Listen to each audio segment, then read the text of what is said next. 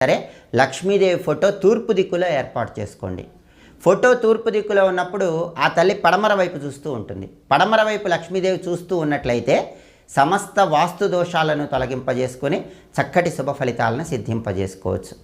అదేవిధంగా లక్ష్మీదేవి ఫోటో దక్షిణం దిక్కు వైపు ఉండి ఆ తల్లి ఉత్తరం వైపు చూస్తూ ఉన్నట్లయితే సమస్త సంపదలు కలుగుతాయి. అనేక మార్గాల్లో ధన ఆదాయాన్ని పెంపొందింపజేసుకోవచ్చు. వృధా ఖర్చులు తగ్గిపోతాయి.